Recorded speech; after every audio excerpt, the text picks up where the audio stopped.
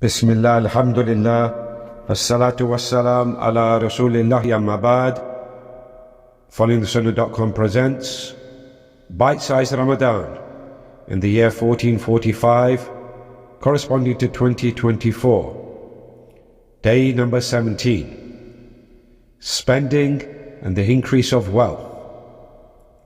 Allah subhanahu wa ta'ala said, "Ash-Shaytanu ya'idukum al-faqr وَيَأْمُرُكُمْ بِالْفَحْشَاءِ وَاللَّهُ يَعِدُكُمْ مَغْفِرَةٌ مِّنْهُ وَفَضْلًا وَاللَّهُ وَاسِعٌ عَلِيمٌ."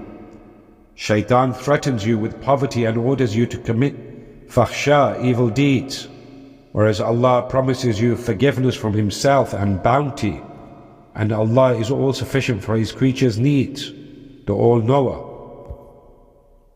Shaykh Muhammad bin Salih al-Uthaymeen Rahimahullaah commented and said, if a person says, how can Allah Ta'ala increase the one who spends in wealth, whilst we witness that spending tangibly it could decrease his wealth?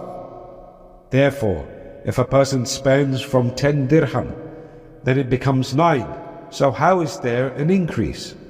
The answer, as for the increase of reward in the hereafter, that matter is clear, since a good deed is worth 10 times the equivalent and can be up to multiple times. Whoever gives charity of the equivalent of a date from that which is good, and Allah only accepts that which is good, and indeed Allah cultivates that deed until it becomes like a mountain. As for the tangible increase in the dunya, the worldly life, then that is from a number of considerations.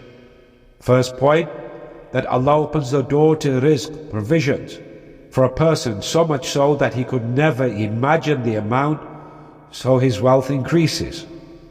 Second point, perhaps Allah subhanahu wa ta'ala is causing this wealth, which He spends to protect him from the harms of not spending, is that if it had not been that he had spent in sadaqah, charity, he may have fallen into that sin, that mistake.